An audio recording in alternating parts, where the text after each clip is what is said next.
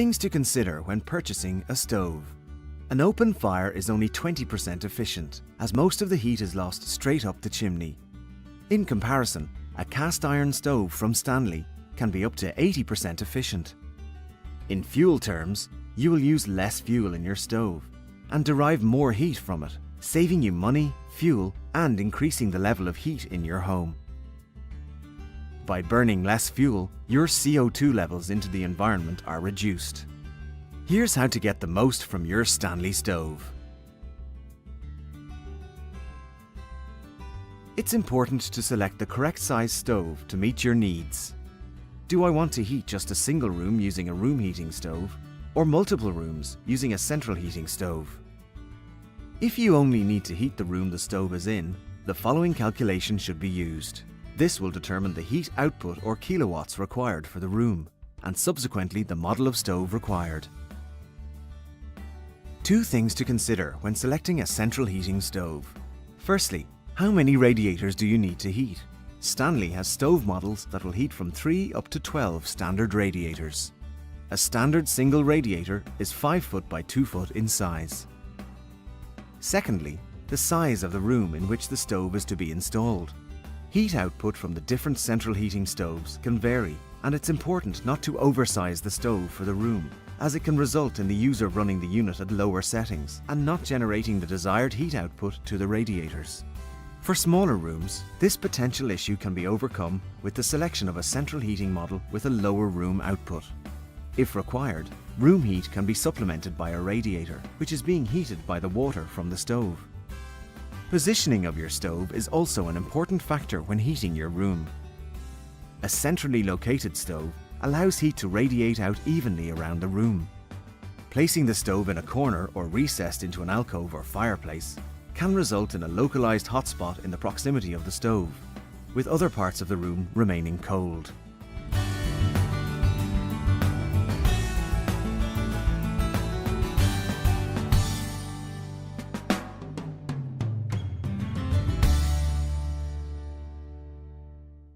Getting the most from your Stanley stove. Stanley stoves are available in the following fuels: multi-fuel, wood burning, and oil. It's important that you use dry fuels. Fuels with a high moisture content, such as wet wood or peat, will affect the performance of the stove and may damage it. Multi-fuel or solid fuel stoves can burn a wide range of fuels, such as anthracite, coal, smokeless fuel, peat briquettes, and dried wood. Do not use fuels with a petro-coke ingredient, as this may cause the grate to overheat, causing damage. Many coal manufacturers have developed coal specifically for stoves. Our fuel partner Bord na Móna have a premium coal specifically designed for stoves, which provides high heat, long burn times, is cleaner and easier to use, creates lower amounts of ash and complies with all smokeless legislation, and is ideal for use in smokeless zones. Unlike open fires, your Stanley stove will allow you to control the burn rate of your fuel using a combination of primary air and secondary air controls. The primary air control spin valve on room heating stoves controls the primary air to the stove. For maximum heat output and burn rate, rotate the spin valve until fully open in an anti-clockwise direction. For a minimum heat output and burn rate, rotate the spin valve clockwise until fully closed. For nominal heat output, the spin valve will need to be open about 2 turns, depending on the draft conditions of the chimney. For the Lismore, adjust the primary air lever to a horizontal position, that is, at 90 degrees from the floor. The secondary air control's primary function is to control the air supply to the window wash, which keeps the viewing glass clean. However, when burning wood or peat in your stove, it's also used as the primary air. When closed, it can reduce the burn rate of the fuel using the secondary air control for optimum fuel efficiency. The secondary air control configuration varies for different models. The primary and secondary controls can be gradually moved between fully open and fully closed positions for the desired setting. Slow burning, or burning on low temperatures, will cause the window glass to blacken and should not be used for extended periods, as it will leave sooty deposits in the flueways. Moving the controls to the fully open positions will allow for the glass to be partially, if not fully, cleaned. Use of smokeless fuels, such as anthracite, will help to reduce the level of glass blackening or sooting up. All Stanley central heating stoves with a maximum water output of over 8.5 kilowatts are fitted with a thermostatic damper stat, which automatically opens or closes as the water temperature in the stove increases or decreases. This allows the stove to automatically control the fuel burn rate when the radiators reach the desired temperature. The damper stat has 5 settings, with 0 as the minimum setting and 4 the maximum setting. Depending on the type of fuel being burned, the secondary air control may need to be adjusted if the desired heat outputs or burn rates are to be achieved.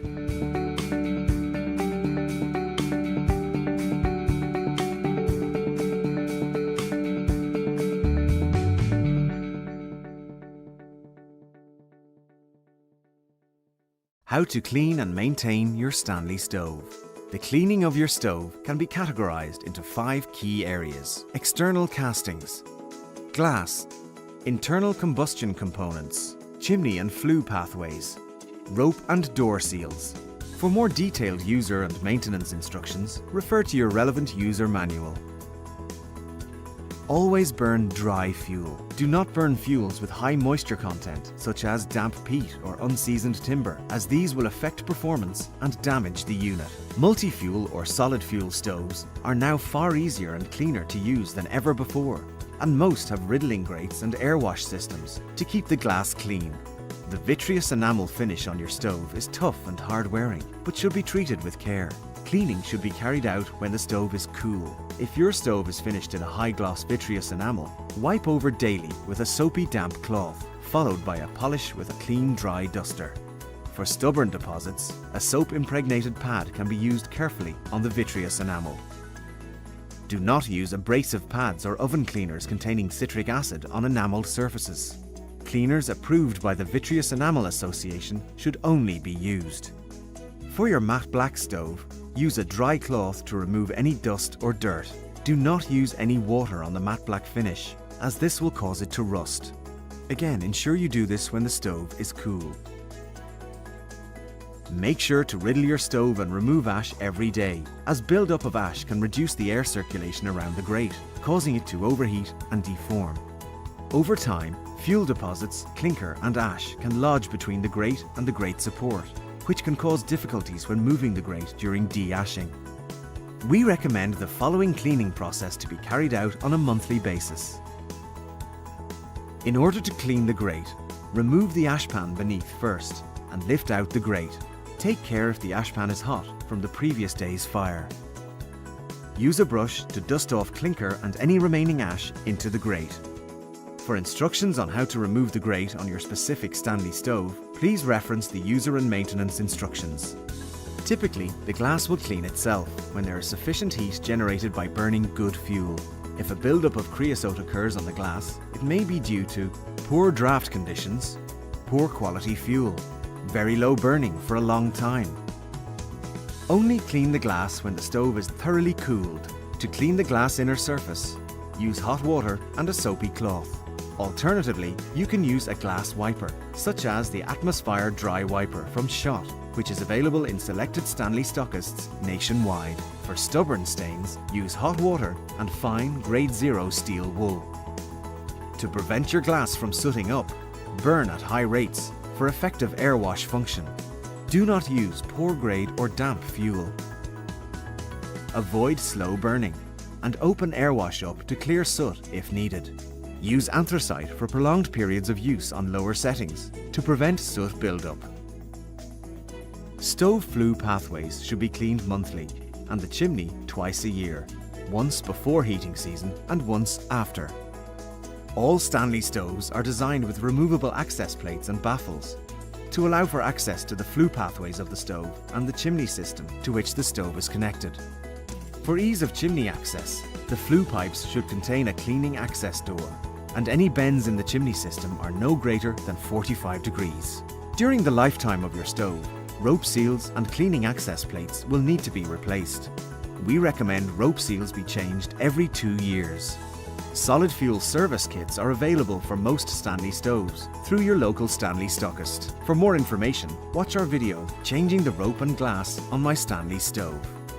By following these recommended cleaning tips, you will continue to enjoy the heat and comfort from your Stanley Stove for years to come.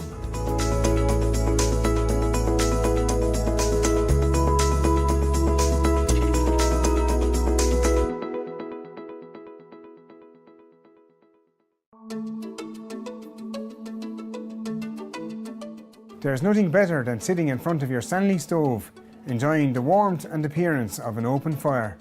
To build the perfect fire in your Stanley Stove using wood, briquettes or coal, start by using 2 firelighters, 2 briquettes and some kindling.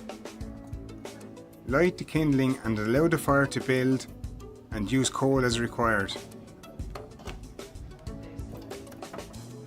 Stanley stoves are multi-fuel stoves and can burn wood, peat and coal, so at any time a mixture can be used. Once lighting, make sure to close the door and fully open the spin valve or primary air control by rotating it anti-clockwise. On the cara, push the secondary air lever to open. This sets the stove to maximum air, allowing the fire to build. Adjust accordingly once the fire has started. For more details on using the controls, see the Using your controls on your stove video. For maximum efficiency in your Stanley Stove, it is important to burn the correct fuel. How you build your fire will determine how long your fire will burn, and more importantly, how efficiently you use your fuel. To ensure you get a really good fire going in your Stanley Stove, make sure that the fuel is dry. Your stove can only operate with high efficiency and low emissions if the wood is of the right moisture content. Here are some symptoms of poor performance related to wet firewood. Lower than normal heat output, smell of smoke throughout the house, reduced burning times, disproportionate fuel consumption, dirty glass in your stove, creosote build-up in the chimney, difficulty getting a fire going and keeping it burning well, smoky fires with reduced flame. A carbon monoxide detector should be installed with every installation, including existing ones. And remember, your Stanley Stove can heat your room, your water and your central heating. Log on to www.waterfordstanley.com for more handy tips on how to get the most out of your Stanley Stove.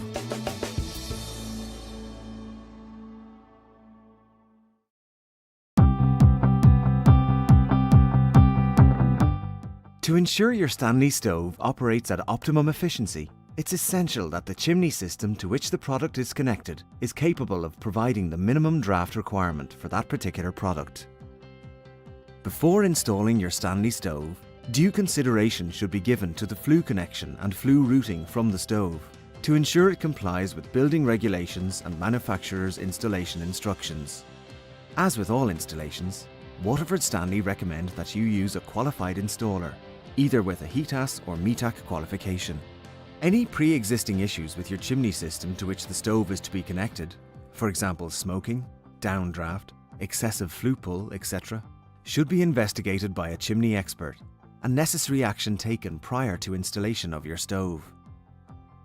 When installing a stove in your home, you will need either a vent on the wall to draw air into the stove for combustion purposes, or an alternative is connecting your stove to outside air. A number of Stanley stoves work with outside air connection. The majority of our stoves are back and top flue outlet and can be installed in one of 2 ways. Connection to an existing chimney. Connection to a fabricated chimney, also known as twin wall external flue pipe.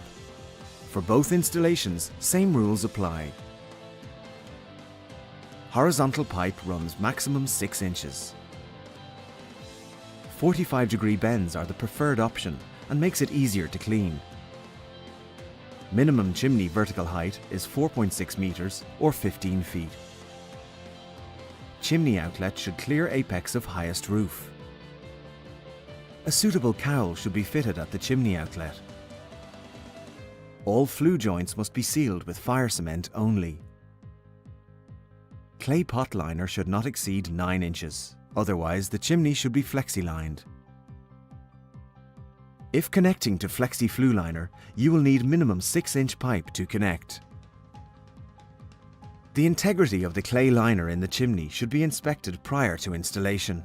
In the event of the chimney not being of sound construction, not being capable of withstanding temperatures in excess of 1000 degrees Celsius, or exhibiting any cracks or leaks, a clay pot adapter should not be used, and a suitable flexible flue liner should be fitted.